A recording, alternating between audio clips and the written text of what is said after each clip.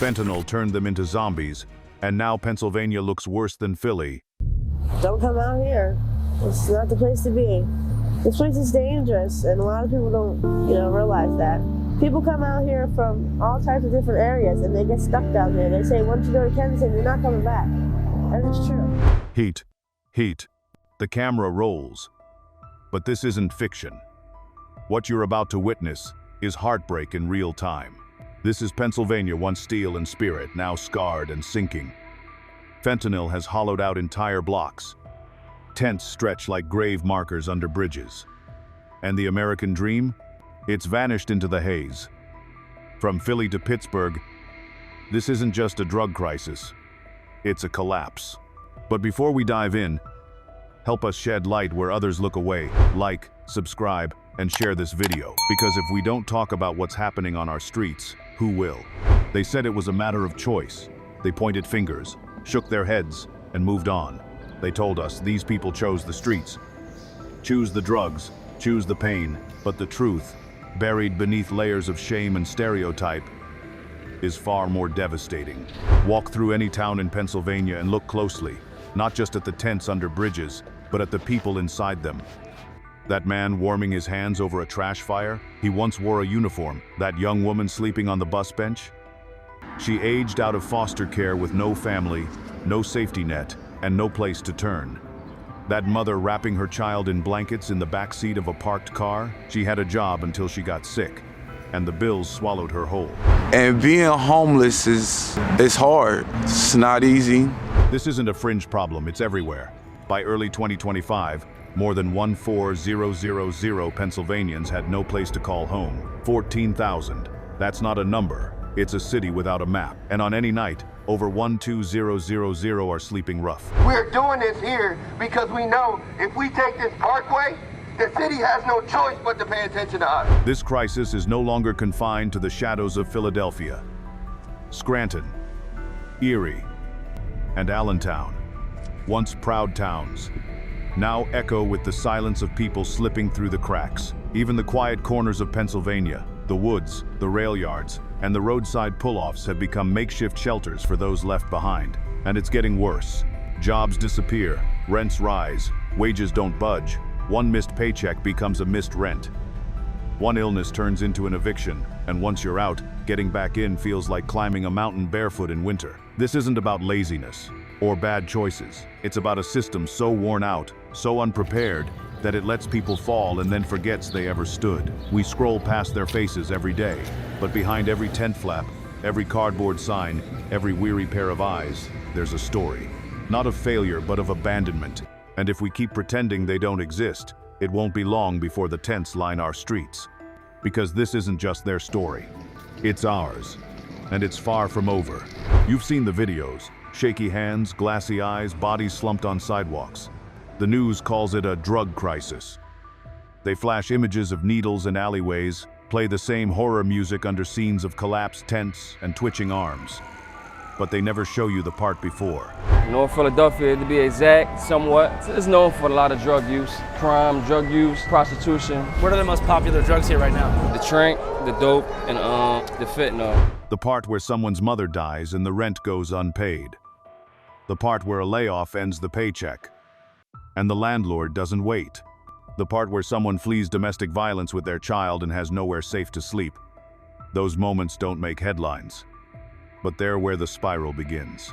Fentanyl didn't knock on the door first. In most cases, addiction came later, after the cold, after the hunger, after hope had packed its bags and left. In Pennsylvania, nearly 40% of people without homes are reported to struggle with substance use. As I started talking to people, I realized it's this cheap animal tranquilizer called xylazine that they're cutting into the drug supply. It's cheap, and it feels good, the high. It's in all the drug supply in Philadelphia. But we have to ask the question nobody wants to ask. Are they addicts because they're homeless? Or are they homeless because they're addicts? For many, it's the former. Picture this. It's January. You're sleeping under a bridge in Pittsburgh. Your breath freezes midair. Your shoes are wet. You're scared of the dark, of strangers, of freezing to death. You haven't slept in 2 nights. You haven't eaten in 3. You'd do anything for silence, for peace, for just 1 hour of not feeling this. Would you blame someone for choosing numbness? But the real tragedy isn't just in the use, it's in how we respond to the suffering. Where are the mobile treatment vans? Why are there more police with handcuffs than outreach workers with blankets? Why does it take 5 minutes to get Narcan, but 5 months to get a bed in rehab? We treat the symptoms like they're the disease. We hand out life-saving tools while ignoring the life that needs saving. We criminalize pain, then wonder why it multiplies. This isn't just a drug problem, it's a human problem. And if we can't see that, we're not looking closely enough. When the sun sets over towns hollowed out by addiction, something darker rises. Not just silence, but fear. And I didn't know he had a machete in his book bag. And then the first thing was like a shot to my head. And I kind of went down like that, and then the next one hit my rib. In cities like Kensington and Wilkes-Barre, alleyways whisper stories no one wants to hear. A man was robbed of the shoes on his feet. A woman was beaten for refusing to share a hit. Someone stabbed over a blanket, another shot for a place on the floor. Fentanyl doesn't just steal lives, it breeds desperation. And when people have nothing left to lose, they don't play by the rules. Hunger and withdrawal twist the mind. Theft becomes survival. Aggression becomes protection. And innocence? It's a luxury long lost. Residents lock their doors before sunset. Shopkeepers install steel shutters on their windows. Police patrol with caution, often arriving too late, or not at all. Because how do you police a storm that's already swallowed the town? In some neighborhoods, violence isn't random anymore. It's routine.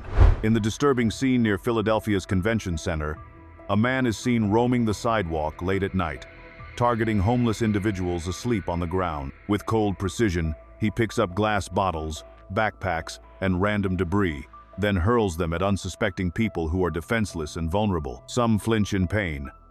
Others remain motionless, unaware of the attack until impact. There is no warning, no provocation, just calculated cruelty. The man walks off casually after each act, as if unfazed. The brutality of the moment, captured on video and shared widely, shocked viewers and ignited public outrage over the inhumanity displayed. Street corners once filled with kids on bikes are now battlegrounds for turf, trafficking, and escape. The line between victim and perpetrator blurs. One day, someone is begging for food. The next, they're swinging a knife in a fight they never asked for. And yet, the news rarely shows this part. We hear about crime spikes, but not about the overdose survivor living under a bridge who just wanted peace and got mugged instead. We see mugshots of addicts, but not the trauma behind their hollow eyes. We talk about public safety, but rarely ask what it means when public spaces no longer feel safe for anyone, not even those sleeping in them. This isn't about blaming the homeless. It's about the danger that grows when society turns its back. It's about the consequences of letting streets become shelters, prisons, and war zones all at once. Because when we ignore the suffering, we don't just create pain, we invite chaos. Let's stop pretending this isn't about money, because it always has been. Not addiction, not laziness, not even bad choices. It's dollars and cents, or more accurately, the lack of them. Rents have increased pretty dramatically, especially over the last couple of years out here. In Pennsylvania, the average rent for a one-bedroom apartment now tops $900. Minimum wage, still stuck at $7.25. It hasn't budged in over a decade. You'd need at least 120 hours of work per month just for shelter. That's before food, before transit, before life. And that's assuming no kids, no health issues, and no emergencies. Which, let's be real, no one escapes forever. Now add in the instability. Temporary jobs, gig work, a busted car engine, one missed paycheck, and you're spiraling. There's no safety net, just a series of credit cards, GoFundMe links, and silent prayers that the next week brings a miracle. For thousands, that miracle never comes. And what's being done to fix it? Developers aren't building homes for nurses, waiters, or single mothers. They're building condos, luxury units, and boutique lofts with rooftop grills and smart fridges. Entire blocks are being flipped into Instagram-ready real estate portfolios, while longtime residents get eviction notices taped to their doors. The poor are priced out. The working class is squeezed dry. Even middle-income renters are sweating when their leases renew. Don't think rural Pennsylvania is any better. There, the problem isn't high rent, it's no housing at all. When a mobile home park shuts down or a rundown unit is condemned, people don't relocate, they vanish. Into tents, into cars, into forest encampments hidden just off the highway. These are the forgotten zones where no landlord will rent, no developer will build, and no politician dares to visit. It's not a housing market anymore. It's a battlefield. The casualties? Seniors on fixed incomes, teen runaways, veterans, children, and still, we act surprised when tents spring up beside freeways. When kids do homework in a van. When a mother in Scranton cries because she has to choose between rent and insulin. This isn't an accident. It's the price of pretending that homes are just investments. That survival is a privilege. That shelter is optional. But what happens when more and more people can't pay that price? What happens when the storm reaches your door? If this story moved you, don't let it end here. Like, share, and help us wake the world up before it's too late. COVID didn't invent homelessness, but it exposed its underbelly and ripped the floor out from underneath thousands who were barely holding on. I feel a little resentful, honestly, that people now care about the at-risk population like us homeless folks for this particular virus, whereas the concern was not there when we were all suffering from the flu, and many of us still are, and the things that we have to deal with every year. Before the lockdowns, many lived on the edge. A waitress is surviving on tips. A father doing gig work without benefits. A young adult aging out of foster care with no backup plan. They weren't safe, but they were invisible, blending into the crowd, getting by. Then the world shut down. Jobs disappeared overnight.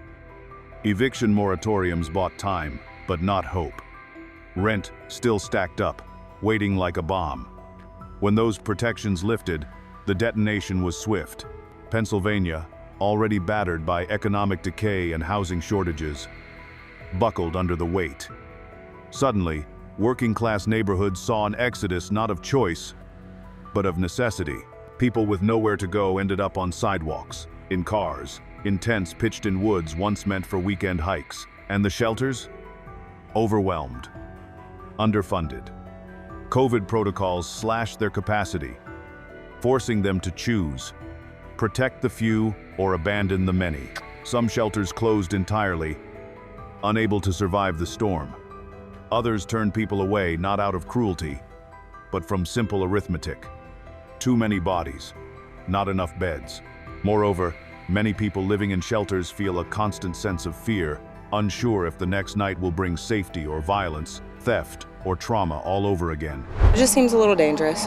For little kids and people by themselves, that might be scary. But yeah, what would you do with the people? I don't know. Meanwhile, the hotels that offered temporary refuge during lockdowns, gone. Contracts terminated. Relief programs that handed out emergency aid, quietly shuttered. The safety net didn't just fray, it vanished. But the most haunting impact wasn't physical. It was emotional. Isolation deepened wounds that had never healed. For those already fighting addiction, the loss of community was a death sentence. For those managing mental illness, the sudden vacuum of services left them spiraling. And for countless families, the shame of falling behind became too heavy to speak aloud. COVID revealed a brutal truth. Homelessness isn't always the result of bad choices. Sometimes, it's one missed paycheck, one closed job site, one global crisis. And yet, after all the headlines faded, these people didn't go back inside. They didn't vanish. They're still here.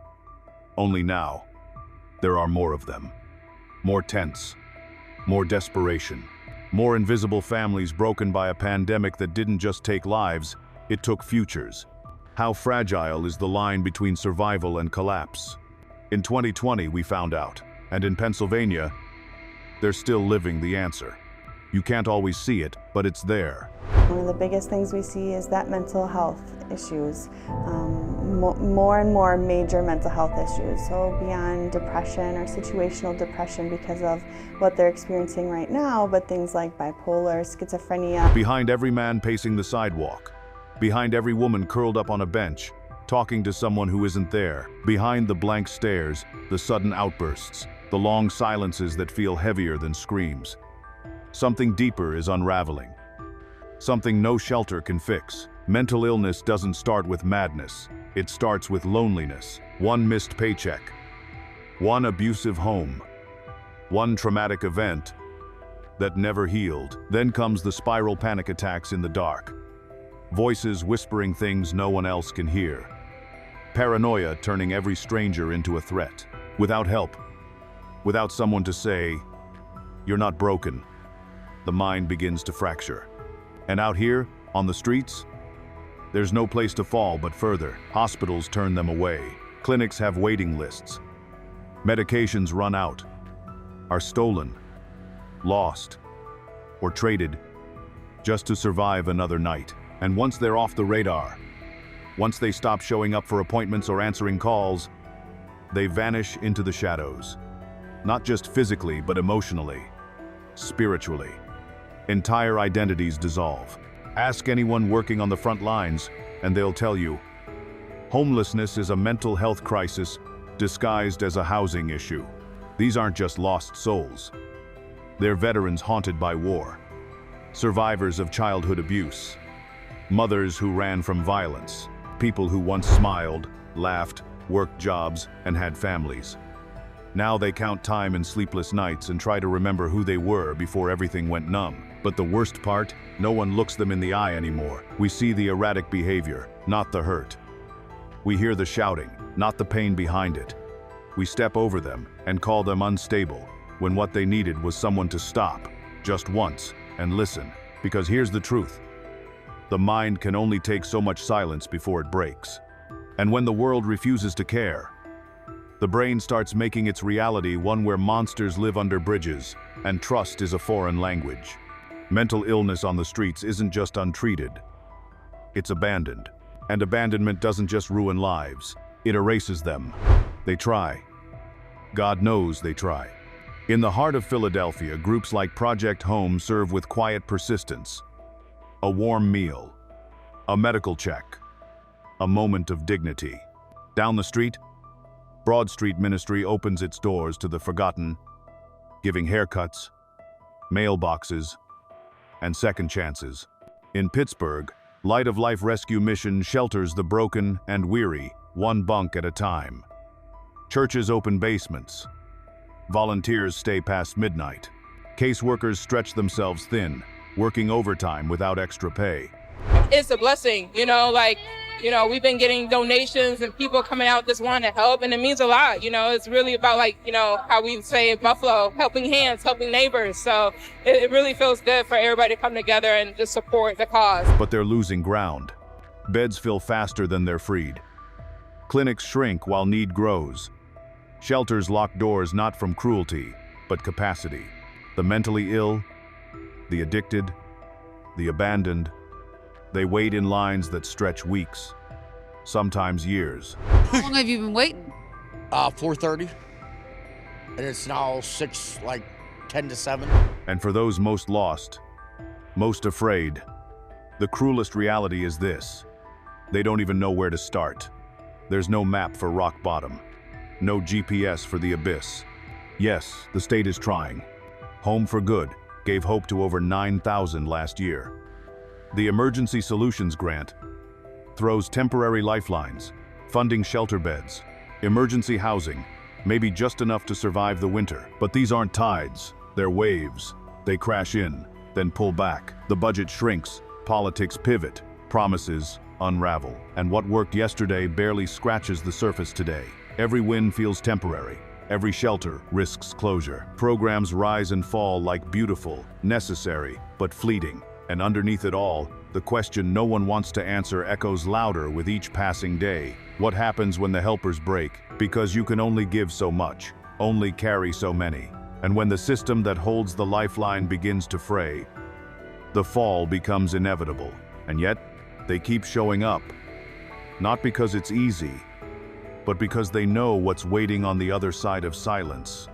And if they stop, who's left? Every time we say, there's just no money, we're lying to ourselves. We've watched our leaders greenlight billion-dollar missiles without blinking. We've handed out trillion-dollar bailouts to banks that gambled and lost.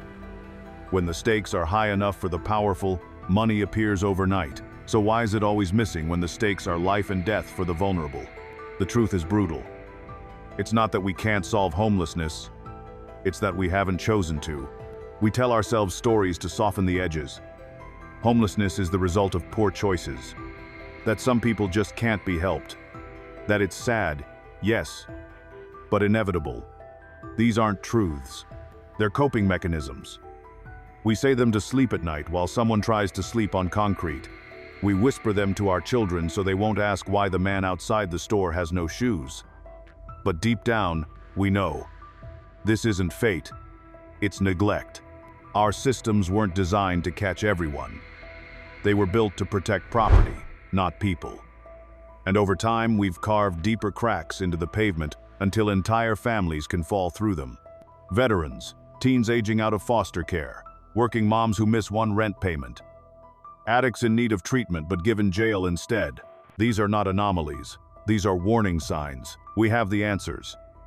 We've seen Housing First models reduce chronic homelessness by over 80% in cities that invest seriously. We know that supportive housing costs less than emergency rooms, jail cells, and constant crisis response.